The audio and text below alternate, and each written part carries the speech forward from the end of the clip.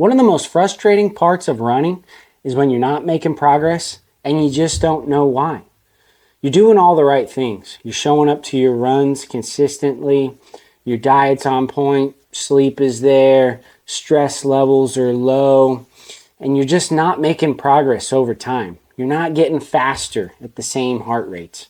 You know, it's objective. We know if we're not getting fit or not, especially with all these smartwatches nowadays. Many runners think that they've just reached their potential and they just kind of write it off and they just take ownership away from themselves.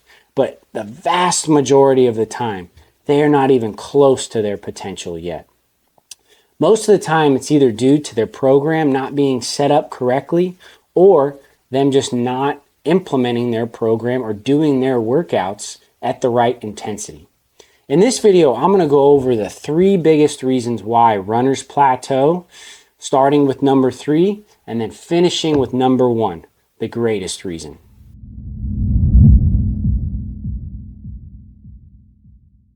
So we're going to start with number 3. You're training just too hard.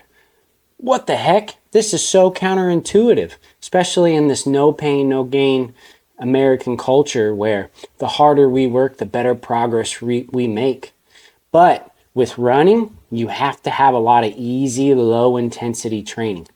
And when this easy, low intensity training is just a little bit too hard, it creates so much more stress.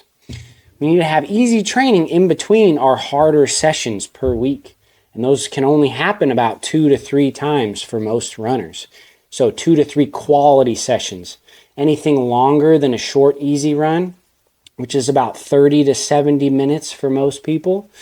And then anything at a higher intensity than an easy run. And when all of our easy runs are just a little bit too hard, they start competing with all of our quality sessions, and then we don't do as good on our quality sessions, and everything turns into this middle ground, and we have our foot on the gas pedal just all week long, and then our progress plateaus. I have worked with hundreds of athletes where when I just get them to go slower on all of their easy training, their progress just goes through the roof in like 4 to 8 weeks at the max, and they just start breaking through plateaus. So remember, your low intensity training is not about proving your fitness. It's about showing up ready to your next quality session so that you can really nail it. And if you want a deeper explanation and a more comprehensive one about low intensity training, or otherwise known as Zone 2, check out my long form video. The link will be shown at the top, about Zone 2 training explained, and it'll go much more in depth about how to strengthen your aerobic threshold. Number 2, you're training the wrong physiological system. Every workout should have a purpose, and each workout is designed, or should be designed, to improve one of the 4 pillars of endurance training. Aerobic threshold, which we already talked about, which is strengthened with low intensity training.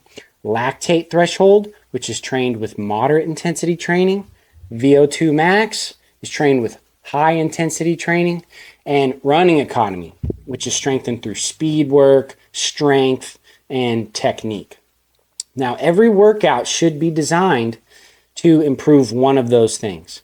And how much time you spend on each of those pillars depends on your race.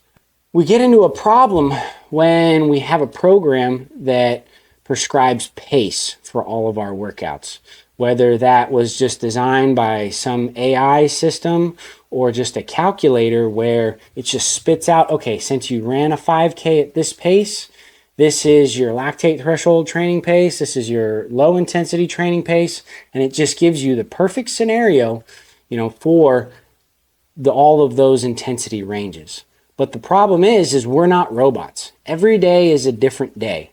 Some days you'll feel great, and that pace, say it's 8 minutes per mile, is your lactate threshold, or the pace that you could run for about an hour. Well, maybe you could run a 7:45 that day, and you're actually training a little bit too easy.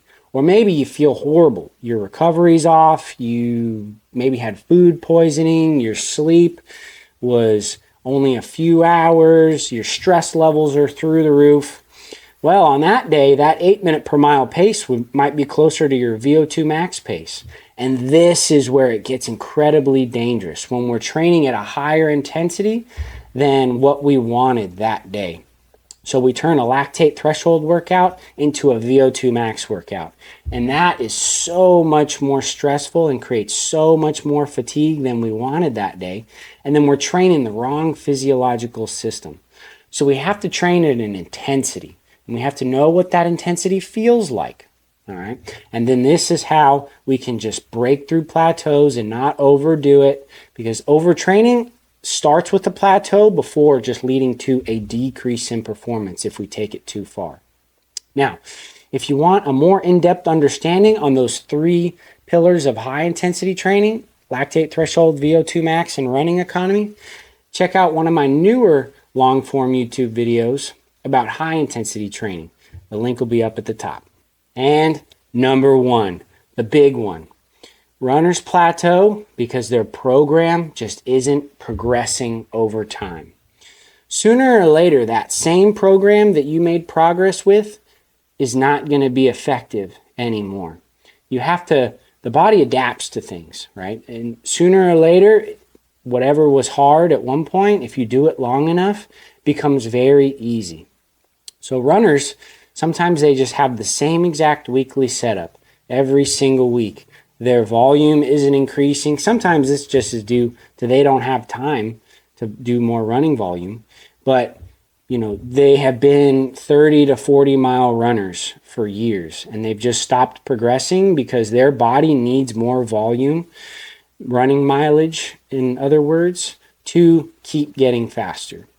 Now, a lot of people think that they need mileage like the second that they plateau and they need to do more. And there's a lot of times where they don't need to do mileage or more mileage. They need to have a better programming structure. Maybe they need to spend more intensity at things that they're weak on. Maybe they've spent a long time developing their lactate threshold and their VO2 max is now weaker. Okay. A lot of times I don't even ask, when a runner or one of my clients is starting to struggle, the first thing I ask is, hey, how's your diet like? How's your sleep? How's your stress levels?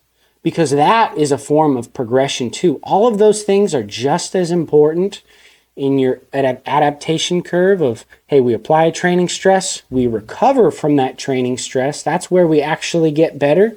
And then our performance improves after that recovery. And in that recovery, if we can improve that and progress that and keep improving our diet, keep improving our sleep over time, these should be treated in a long-term way as well. They don't just fix overnight. They're difficult. So if we improve our recovery, we can improve our performance without increasing any more mileage. Okay, but when, we made a PR off of 4 days of running volume per week at 1 hour sessions, and we just keep thinking that we can do this over and over and over and keep making a PR, sooner or later, you're going to have to add 1 more training day per week. It may not be running. Maybe it's a non-impact form of training that's just easier, or maybe it's adding a yoga session on your off days so that you can move better. But we need to progress our training over time, or we're just not going to make progress with that old training system or that old setup that we have. It needs to constantly adapt over time.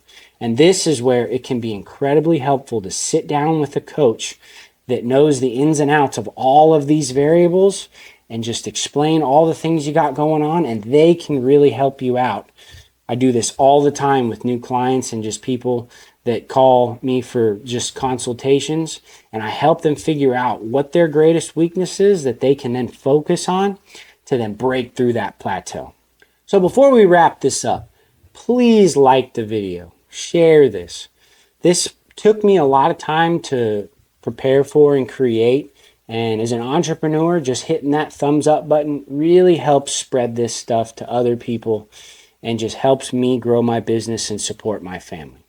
If you want to understand how to program, check out my new long form video. It'll show you 2 different systems that I've used with so many athletes. An American-ish inspired system that works well with certain types of athletes' strengths and weaknesses, and another foreign inspired, European, East African system that works well with others at different times. And, both of them may have a time and a place in an athlete's train-up at certain times of the year. So I hope you enjoyed the video. I hope it helps you figure out something that helps you keep making progress, because that's at the end of the day what most of us are wanting to do with our running program. We want to keep seeing progress over time. So train hard, live ready, and embrace the process.